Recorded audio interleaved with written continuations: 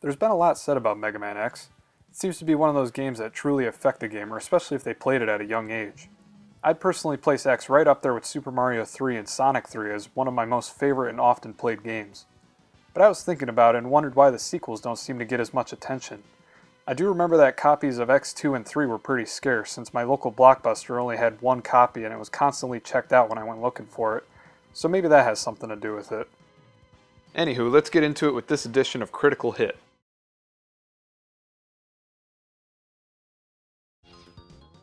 Mega Man X revamped the series by allowing screen scrolling.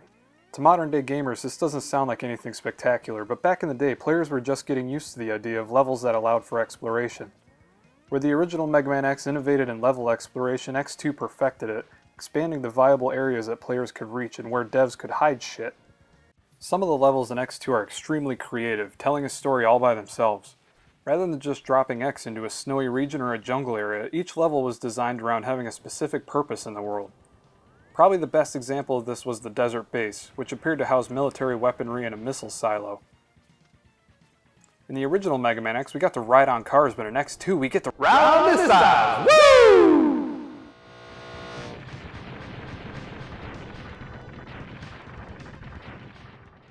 While they put a lot of thought into the actual locales of the levels, some of them just sort of fell flat with the delivery. The deep sea base is a pretty neat concept on paper, but the aesthetics are just plain boring. The whole level is either dark blue or dark purple, and it's actually pretty short compared to the other levels. It just kind of looks like poop. Poop. Poop water. Poop. Poop.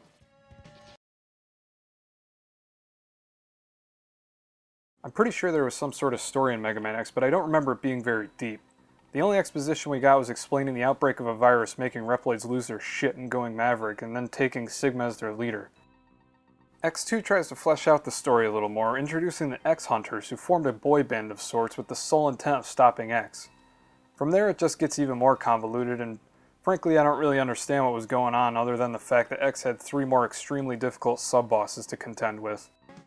Beyond that, at the close of the game, we get a nice little Top Gun splash page and some foreshadowing about how worried X is about the future. Or what?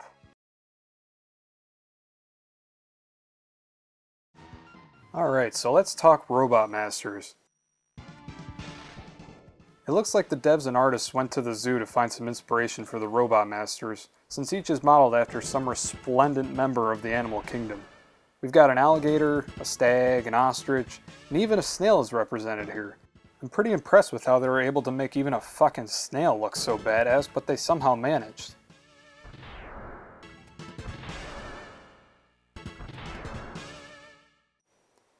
The one that I can't quite place is Wire Sponge, which I assume is modeled after a sea sponge. The fuck is that? The majestic sea sponge. These docile ocean dwellers are typically found anchored to the rocks and coral scattered about the seafloor. They don't have the eyes or the nervous system, but sacre bleu can they filter the water through their porous bodies.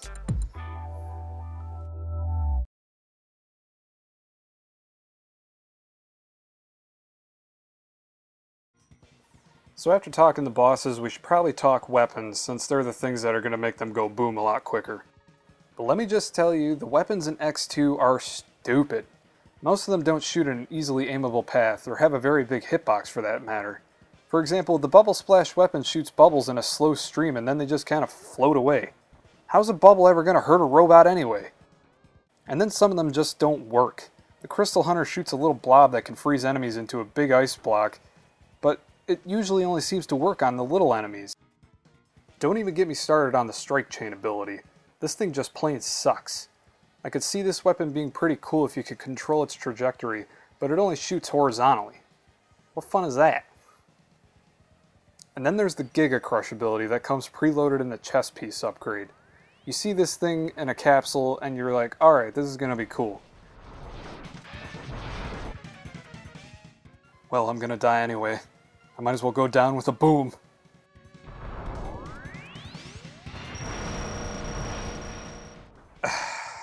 Son of a bitch.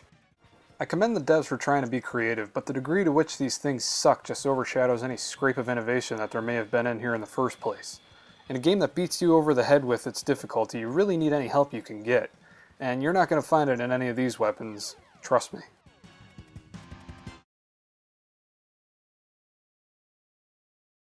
Speaking of difficulty, there is a noticeable step up in difficulty in X2 over the original. Maybe it's because I haven't played this one as many times as I did the original, or maybe it's just because I'm older and my reflexes aren't where they used to be. But some of the jumps and the timing of the boss attacks require such precise button pushing and focus that I almost split my controller in half at some junctions.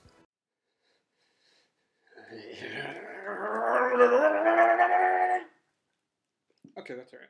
For example, look at this heart container location. I realize now that I could have used the speed burner charge shot to get over there, but how could I have known that at this juncture in the game? Instead, I wasted about 30 minutes trying to clear this gap to gain a little extra fortification against the enemies. Come on, come on, come on, come on. Yeah, alright, there we go. Jesus. Luckily, the developers implemented a password system so you don't have to continually flog yourself every time you shut down the system. Unfortunately, each code is 9 digits long, so during a prolonged playthrough, your room usually starts looking like a scene out of A Beautiful Mind. There's so many codes.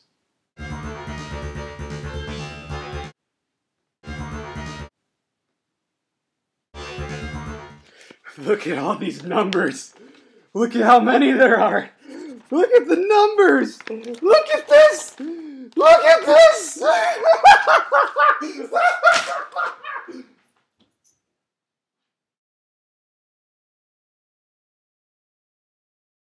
After playing through X2 again, I came to realize how well the Mega Man X series on the Super Nintendo has aged. Nostalgia factor aside, I would still highly recommend playing this game, although I feel like it was designed for series vets. Someone unfamiliar with the original Mega Man X probably wouldn't fare too well with this one, and easily frustrated casual gamers are all but out of the question.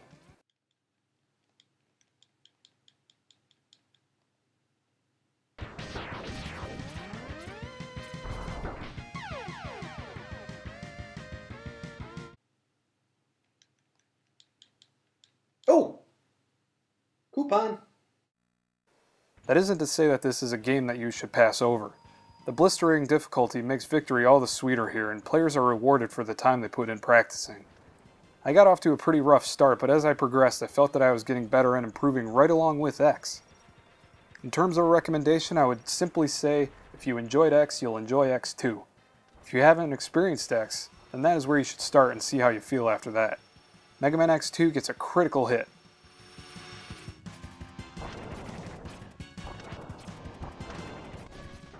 I always like hearing other opinions on these older games too, so remember to toss me a comment down below. And make sure you subscribe to my channel for more game commentary and item reviews down the line.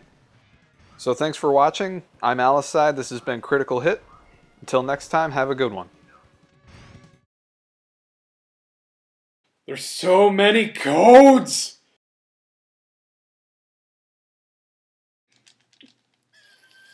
Fuck!